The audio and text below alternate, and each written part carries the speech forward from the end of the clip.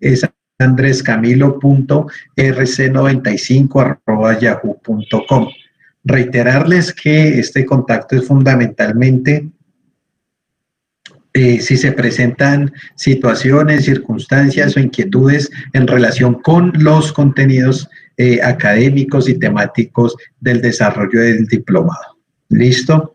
Entonces, continuamos. Bueno, este diplomado se titula o se denomina más bien Diplomado en Políticas Públicas y Construcción de Paz.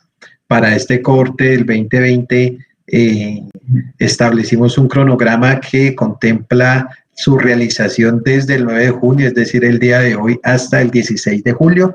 Ustedes no son el único grupo, hay 8 grupos en total que están desarrollando este diplomado.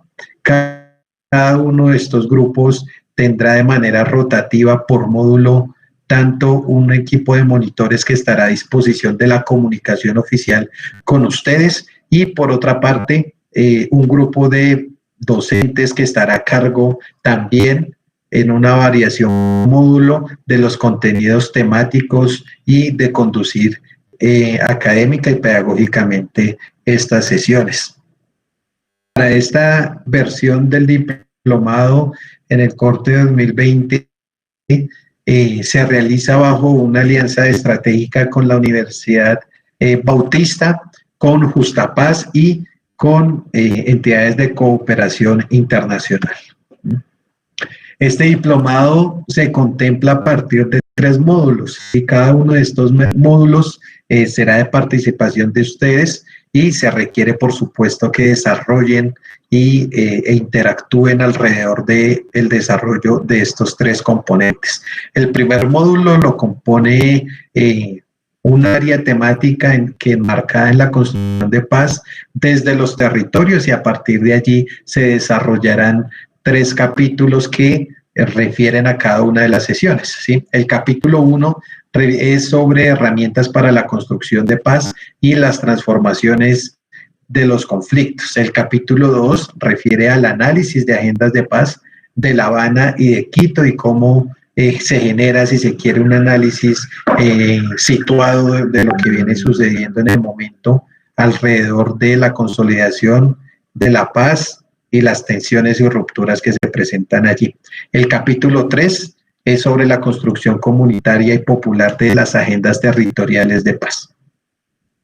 Un segundo módulo que está enmarcado en la gestión comunitaria de políticas públicas para la paz. Allí se trabajarán también 3 capítulos. El primero de ellos será sobre políticas públicas con enfoque territorial, enfoque de derechos y enfoque diferencial. Asimismo, un segundo capítulo sobre democracia, ciudadanías y construcción de lo público y un tercer capítulo sobre tipologías y ciclos de gestión de las políticas públicas. Alrededor de eso, la intención fundamental de este segundo módulo es lograr motivar ese ciclo de construcción e implementación de las políticas públicas desde esos roles sociales, desde esos roles colectivos que seguramente cada uno y cada una, como lo expuso en su presentación, implica una transformación territorial, sectorial, de acuerdo a los intereses particulares. Un módulo 3, que es el último de este diplomado, que refiere a la incidencia política y participación en el posacuerdo, ¿sí? Alrededor de este queremos fundamentalmente contribuir con una serie de herramientas que permitan avanzar en esa ruta de incidencia de trabajo social, comunitario y político que cada uno de ustedes viene desarrollando. Allí el capítulo 1 refiere fundamentalmente a la implementación territorial del Acuerdo de Paz en La Habana. El capítulo 2 es sobre mecanismos de participación ciudadana y nuevos escenarios en el posacuerdo, qué fenómenos se vienen presentando alrededor de esta última década de cambios en torno a la paz. Y el capítulo 3 refiere a la ruta de incidencia política en la construcción de paz en los territorios. ¿Hasta aquí tienen alguna pregunta? Listo, continuamos. No, señor. Listo. Vamos a continuar.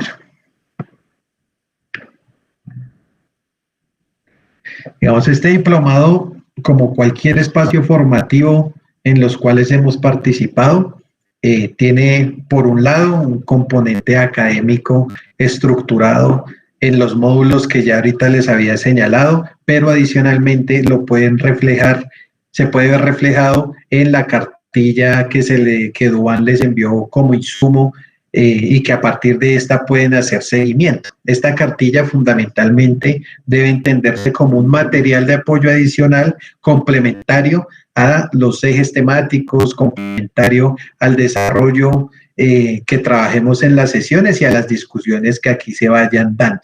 Y a partir de eso es importante que tengamos en cuenta tres grandes dimensiones. La primera de ellas es la necesaria participación de cada uno y cada una en el desarrollo del diplomado. Para lograr esta certificación se requiere que se cumpla como mínimo con el 80% de la participación del desarrollo del diplomado. Es por esto que en relación con esta tarea de seguimiento técnico y apoyo a las actividades del diplomado estará a cargo de este grupo nuestro compañero Duan, que ya al final se presenta mientras logra resolver los temas técnicos. Duan estará a cargo del seguimiento, pero también estará a cargo de la comunicación oficial con cada uno de ustedes, de enviarles material de apoyo, de enviarles lecturas, etcétera, ¿sí? Pero también se requiere esa retribución por parte de ustedes y es participar en el desarrollo mínimo el 80%. Por otro lado, una segunda dimensión que refiere a la necesaria interacción en el desarrollo de este diplomado. Seguramente las condiciones actuales en las que nos presentamos producto de la virtualidad, del uso de las tecnologías, dificulta en algunos momentos interactuar de la mejor manera, pero es importante que emprendamos un esfuerzo colectivo e individual para poder ejercer una interacción adecuada, oportuna y eficaz a partir del desarrollo del diplomado. Y una tercera dimensión que refiere al cumplimiento estricto, si se quiere, del desarrollo de lo que se plantea en este espacio formativo durante las próximas 6 semanas. ¿Sí? Este cumplimiento refiere fundamentalmente a la asistencia de las sesiones virtuales, el cumplimiento con estas dimensiones de participación e interacción, pero también con el cumplimiento final de un trabajo, ¿sí? Un trabajo que permita condensar cada una de las herramientas, cada uno de los elementos que se vayan construyendo de manera individual y colectiva en el desarrollo del diplomado. Este trabajo final es importante que lo tengan muy presente porque este se constituye como ese instrumento que permite generar una evaluación integral de lo aprendido, pero también de la sistematicidad que se dé por parte de cada uno de ustedes. El fin de este trabajo final contempla la necesidad de plantear y plasmar en un documento y en una serie de productos que ya los iremos viendo progresivamente, los conocimientos adquiridos durante estos espacios de formación, tanto desde el enfoque de las políticas públicas, pero también desde el enfoque de la construcción de paz. Y transversalmente a esto es importante que ustedes tengan presente la necesidad de comprender e interactuar con el enfoque de género, ¿sí? Y los derechos de las mujeres, es decir, cómo transversalmente se plantea, se involucra y se defiende de una u otra manera el argumento en favor de los derechos de las mujeres, pero también en un enfoque transversal de género que es mucho más universal. Este trabajo final se desarrollará por grupos, ¿sí? Cada uno de estos grupos se integrará entre 5 o 6 personas, ya iremos viendo cómo vamos resolviendo esta conformación, pero es importante que ustedes tengan presente esto para la elaboración de este trabajo. Cada semana estará compuesta por algunos elementos o algunas tareas, si se quiere, que permitan fortalecer y ir desarrollando y construyendo este trabajo, este proyecto final. En la semana 1 iremos trabajando algunas cosas, en la semana 2, semana 3 y así sucesivamente hasta llegar al final. El producto y el resultado que se debe tener al finalizar el diplomado es la construcción y el diseño de una estructura general de lo que sería una política pública a partir de un problema específico que los grupos irán determinando en el desarrollo de las sesiones, ¿sí? Es decir, cogen un problema que sucede en su territorio y a partir de ese problema plantean una política pública o el diseño más bien de una política pública que permita atender y resolver determinadas circunstancias, ¿sí? Ya dependerá de cada uno de los profesores y los ejercicios que van haciendo en cada una de las sesiones tiene relación o no con este trabajo final. Particularmente en mi caso voy a tratar de que cada uno de los ejercicios permita contribuir al desarrollo de este resultado. ¿Listo? Entonces, esta es la presentación como tal del diplomado. No sé si tengan hasta ahí alguna pregunta, comentario, alguna inquietud. No, señor. Listo. Bueno, entonces para que lo tengan presente, hay un pequeño paréntesis antes de continuar. Es importante que seamos muy juiciosos en el horario en que nos conectamos, ¿sí? Las sesiones están estimadas para desarrollarse en 2 horas, ¿sí? Es un espacio suficiente, pero parte de su efectividad requiere que seamos supremamente cumplidos. ¿Listo? El diseño general de cada una de las sesiones particulares conmigo estará compuesto por una exposición central y por un conjunto de intercambios, bien sea con actividades o bien sea con ejercicios autónomos, y a partir de allí poder ir interactuando. ¿Listo? Entonces vamos a continuar. Esta es la presentación oficial del diplomado, cómo está estructurado, y a continuación vamos a dar inicio oficial al módulo 1 referente a la construcción de paz desde los territorios. ¿Listo? Entonces, este módulo, para reiterar, se compone por 3 capítulos. El primer capítulo refiere a las herramientas para la construcción de paz y la transformación de los conflictos. El capítulo 2 es sobre el análisis de las agendas de paz de La Habana y de Quito. Y el capítulo 3 es sobre la construcción comunitaria y popular de agendas territoriales de paz. ¿Listo? Entonces, a partir de esto, hay 3 preguntas orientadoras para que ustedes lo tengan presente, que son las que van a guiar, ¿sí?, el horizonte de las discusiones, el horizonte temático del desarrollo de este primer módulo referente a la construcción de paz. La primera pregunta, el primer interrogante para generar debate, para generar diálogo, refiere al siguiente, y es: ¿cuáles son las características del conflicto armado en Colombia? El segundo interrogante es sobre cuáles son los impactos del conflicto armado en la democracia colombiana. Y el tercer interrogante es: ¿cuál es la naturaleza de la construcción de paz en Colombia? ¿Sí? A partir de estas 3 dimensiones nos iremos cuestionando, iremos intercambiando, pero ante todo con una premisa central, y es que logremos generar una interpretación y una comprensión situada en el aquí, situada en el ahora, para lo que hemos venido desarrollando desde nuestros territorios, desde nuestros espacios comunitarios, sociales, organizativos y políticos. ¿Listo? ¿Alguna duda hasta ahí? No, señor. Bueno, listo. Vamos.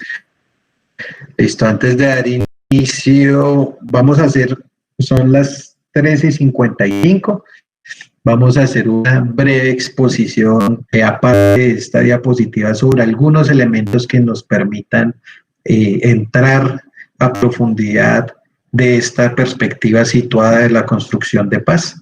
Entonces, antes de dar inicio a estos elementos que voy a exponerles, no sé si Duan ya tiene solucionado lo del audio para que se pueda presentar. Duan es nuestro monitor para que lo tengan presente. Es la persona que ha enviado al grupo la información y la convocatoria. Duan.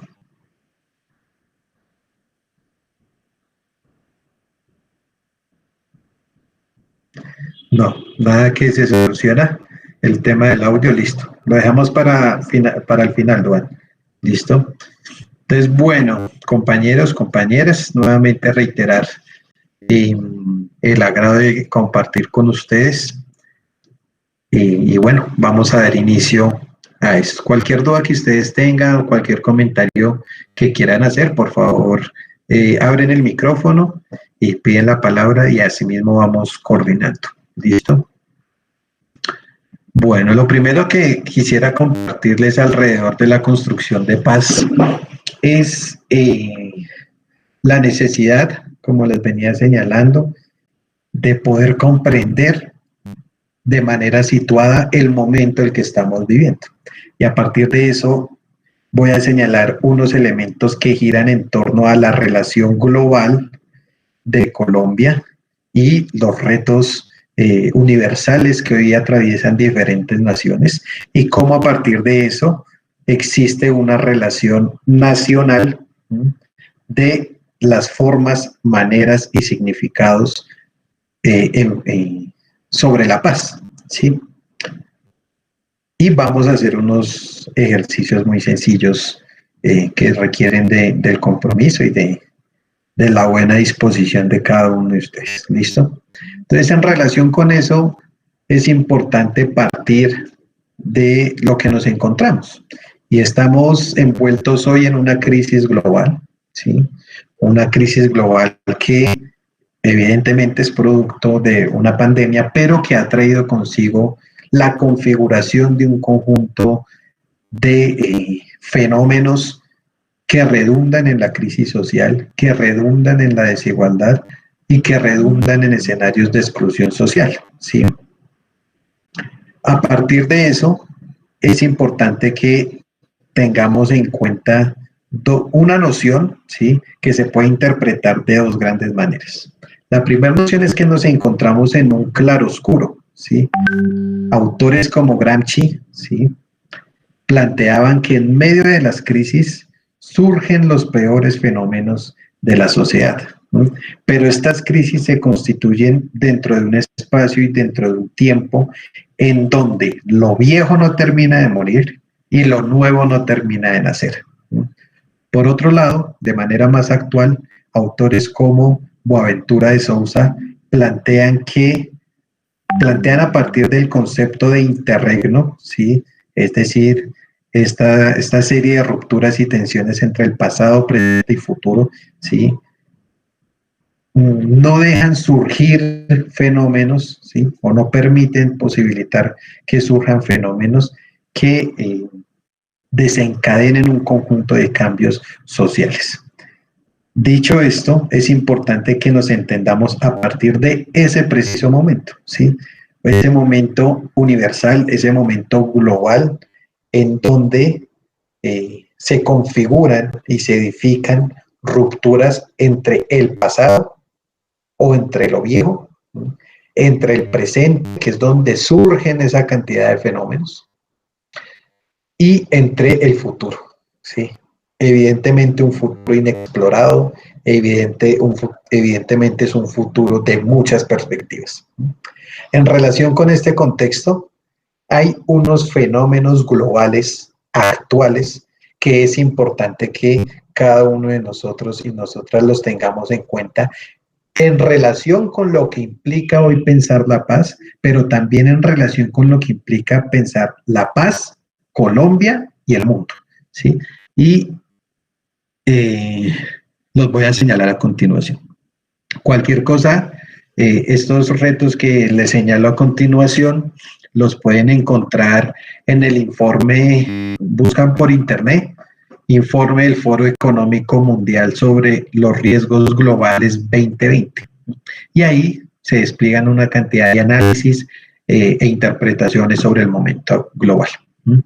Estos retos se constituyen a partir de lo siguiente. El primero de ellos es la inestabilidad geopolítica, que hoy para muchos países incrementa cada vez más, pero que adicionalmente trae consigo una serie de tensiones internacionales por dinámicas económicas, pero también tensiones internacionales por las amenazas constantes de conflictos bélicos, y a partir de ahí se incrementan y surgen fenómenos políticos totalitarios y autoritarios, ¿sí? Y esto es una tensión variable que se da de manera continua, universalmente hoy, que genera una tensión entre, o genera más bien unos caminos entre posibilidades de continuar, ¿sí?, en una idea de la economía global neoliberal, pero también posibilidades de catalizar, si se quiere, en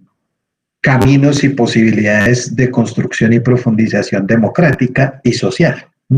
Y esto es importante que lo ubiquemos seguramente a partir de algunos ejemplos concretos. Por un lado, tenemos en cuanto a las amenazas de conflictos bélicos, la constante más bien en relación con el momento actual de Venezuela, ¿sí? Y por otro lado, fenómenos alrededor del totalitarismo y el autoritarismo, encontramos ejemplos muy claros con lo que tiene que ver el gobierno de Bolsonaro en Brasil, o la manifestación en incremento permanente a partir de la experiencia de Estados Unidos en cabeza del gobierno de Donald Trump, ¿sí? Allí, por señalar 3 ejemplos rápidos, ¿sí?, se manifiesta este primer reto que ya les había señalado. El segundo reto global son las preocupaciones económicas a raíz de las confrontaciones por la obtención de materias primas. Y esto lo podemos ir ubicando en nuestro contexto.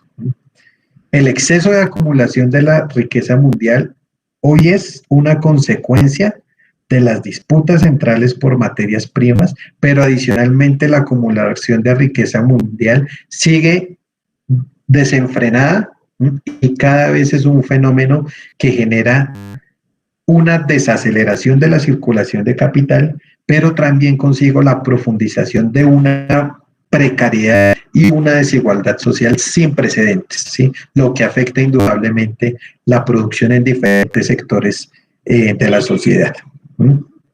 El tercer reto global al cual nos enfrentamos hoy son las deficiencias en las actuaciones del cambio climático y la existencia de acuerdos débiles que generan contradicciones crecientes entre proyectos de inversión extractivista, pero en contraposición se encuentra un movimiento social exigiendo acciones en relación con en medio más bien del incremento de las catástrofes naturales, ¿sí? Es decir, el cambio climático hoy se constituye como un reto global sin precedentes al cual las naciones deben hacerle. El otro reto global, en relación con el que acabo de señalar, son los impactos en la pérdida de biodiversidad y de los ecosistemas, ¿sí? Estos siguen en declive y plantean prácticamente consecuencias irreversibles para la humanidad, para la economía, pero sobre todo para la salud mundial, ¿sí? Y alrededor de eso también es importante tener en cuenta los retos que hoy constituyen las naciones en perspectivas de desarrollo y en perspectivas de sostenibilidad. Y un último reto que últimamente suele cobrar mucha importancia es el déficit de la gobernanza tecnológica y el incremento de la vigilancia continua, ¿sí? Esto es un fenómeno que por la falta de regulación va a detonar un problema trascendental para los seres humanos y es la transgresión total contra la libertad de las personas, ¿sí? Y a su vez esto está generando una serie de competencias geoestratégicas de las naciones sobre los países subdesarrollados. Y allí señalar dos ejemplos. El primero, la tecnología 5G, que en las últimas semanas ha estado en discusión, ¿no? Y en la opinión pública a nivel mundial, que a su vez, esta tecnología 5G constituye un conflicto geoestratégico fundamentalmente entre la hegemonía oriental en cabeza de China y la hegemonía americana, si se quiere, en cabeza de Estados Unidos, ¿sí? Y por otro lado, ¿sí?, una transgresión total a las libertades que constituyen herramientas, instrumentos y una cantidad de factores importantes contra las libertades humanas. Por ejemplo, el uso excesivo del computador, el uso excesivo de aplicaciones telefónicas para bienes y servicios, ¿sí?, es una transgresión a la libertad de las personas porque alrededor de eso se configuran monopolios privados en relación con el Estado que controlan excesivamente a las personas. La conclusión alrededor de eso es que el excesivo control de las personas por medio del Big Data, por medio de los datos, ¿sí?, está trayendo consigo unas afectaciones serias a un derecho que hoy, curiosamente, empieza a cobrar un valor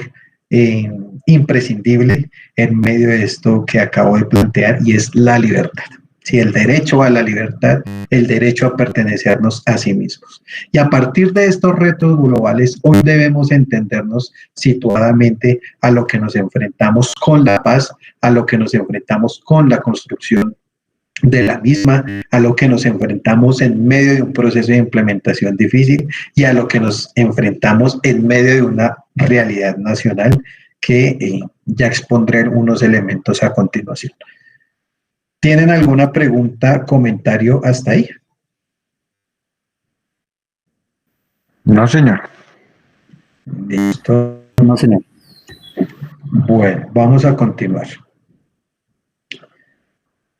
Listo. Por otra parte, en medio de esta relación universal con ¿cuáles son los fenómenos y cuáles son las rupturas en las que actualmente nos encontramos? Y la primera de ellas, que es importante señalar, es que es la división del bloque hegemónico de poder, ¿sí?, que se presenta producto de los diálogos de paz en La Habana.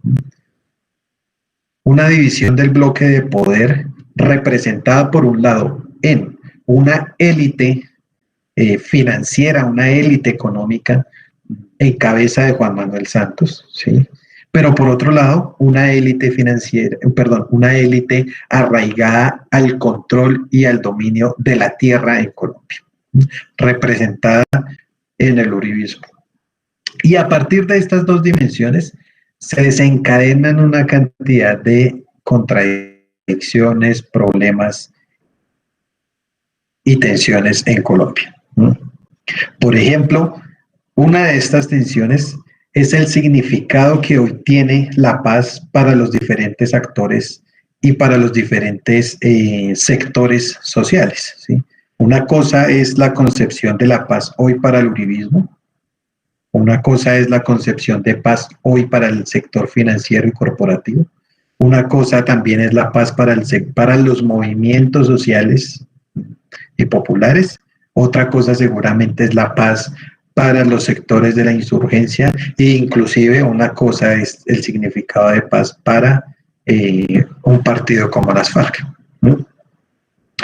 Y digo que es importante este tema de los significados porque existe una relación directa e indirecta entre las concepciones de paz concepciones y significados de paz con el rol determinado que juguemos en la sociedad. Y a partir de eso es importante que nosotros empecemos a comprender de una manera manera mucho más armónica cada uno de estos significados, cada una de estas tensiones, cada una de estas rupturas en el marco de lo que estamos desarrollando como organizaciones, como líderes en los territorios que redundan en lo que ustedes han señalado en su participación en diferentes espacios de construcción social y comunitaria. ¿Hasta aquí alguna duda? Un poco a partir de esa visión sobre la construcción de paz en medio de las condiciones actuales que estamos viviendo, ¿sí? Es decir, les invito a que generemos un intercambio sobre el momento actual que estamos viviendo en relación, por supuesto, de la construcción de paz. Entonces, no sé si alguien quisiera hacer un comentario, los compañeros de la Juventud Rebelde, los compañeros que están terminando su universidad, trabajan desde las regiones. Si les parece, autónomamente van pidiendo la palabra, si no, al azar voy a ir señalando algunas personas para que participen. Hola. Sí.